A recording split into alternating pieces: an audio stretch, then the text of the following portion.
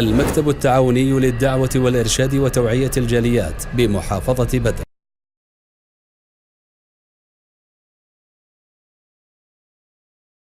আপনি দুনিয়াতে যে কোনো ইবাদত করেন না কেন, যে কোনো বন্দিগি করেন না কেন, অবশ্যই ইবাদতে বন্দিগিতে দুটি শর্ত পূর্ণ করতে হবে। যদি আল্লাহ সন্তুষ্টি চান, জান্নাত চান, যদি দুইটি শর্ত পূর্ণ না হয়, আপনার ইবাদত আমল কোনো কাজে আসবে না। ওয়াকাদিমনা ইলা আমিলু মিন আমালিন ফাজআলনাহু হাবাআম মানসুরা। শর্তবিহীন ইবাদত যদি হয়, তাহলে আল্লাহ রাব্বুল আলামিন আপনার ইবাদতগুলি কি করবেন? একদম উড়িয়ে দিবেন, নষ্ট করে দিবেন, বরবাদ করে দিবেন, কোনো কাজে আসবে না। তাহলে ইবাদতের শর্ত আমরা জেনে নেই। ইবাদতের শর্ত হলো দুটি কবুল হওয়ার জন্য। প্রথম শর্ত হলো আল্লাহ রাব্বুল আলামিনের সন্তুষ্ট, রাজামন্দি, সওয়াবের আশা, দুনিয়া অন্য কোনো স্বার্থের মাঝে থাকবে না। দ্বিতীয় শর্ত হলো রাসূল সাল্লাল্লাহু আলাইহি সাল্লামের আদর্শের অনুসরণ করে ইবাদতটি হতে হবে। যে ইবাদতের নমুনা রাসূল সাল্লাল্লাহু আলাইহি সাল্লাম দুনিয়াতে রেখে গিয়েছেন, আল্লাহ রাব্বুল আলামিন সূরা কাহফে এই সম্পর্কে বলেন, ফামান কানা ইয়ারজু লিকা রাব্বিহি ফালইআমাল আমালান সালিহা। যে ব্যক্তি কিয়ামতের দিন আল্লাহ রাব্বুল আলামিনের সাথে সাক্ষাতের প্রার্থী হতে চায়, ফালইআমাল আমালান সালিহা, তার আমল যেন সালেহ হয়। আমল সালেহ বলতে রাসূল সাল্লাল্লাহু আলাইহি সাল্লামের অনুকরণার্থে আমলটি হতে হবে।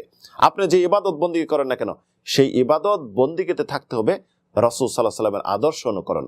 রাসূল ইবাদতটি করেছেন, এই পদ্ধতিতে করেছেন, অথবা সাহাবীরা বলেছেন রাআইতু রাসূলুল্লাহ, রাসূলকে দেখেছি, সামি'তু আন রাসূলিল্লাহ, রাসূলকে শুনেছি, অথবা থাকতে হবে রাসূল সাল্লাল্লাহু আলাইহি সাল্লামের অনুমোদন।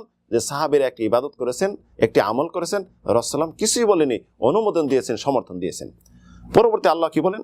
ওয়ালা ইউশরিক বিইবাদাতি রাব্বিহি আহাদা। আল্লাহ রাব্বুল আলামিনের ইবাদতের সাথে অন্য কাউকে যেন অংশীদার না করে। অংশীদার বলতে এখানে শিরক।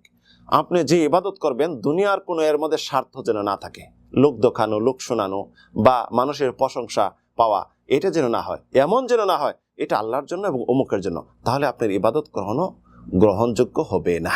তাহলে ইবাদত কবুল হওয়ার দুটি শর্ত, একটি হলো বেদাত মুক্ত, আরেকটি হলো শিরক মুক্ত। বেদাত যুক্ত যদি আমল হয়, তাহলে কি হবে?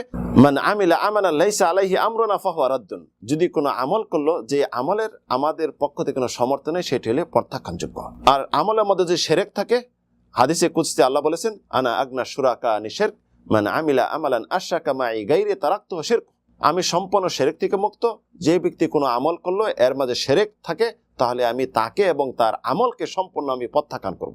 তাহলে একজন মুসলিম হিসাবে যদি আমরা জান্নাত চাই, আল্লাহ সন্তুষ্টি চাই, তাহলে ইবাদতের সম্পূর্ণ দুইটি শর্ত পূর্ণ হতে হবে। একটি হলো বেদাত মুক্ত, আরেকটি হলো শিরক মুক্ত।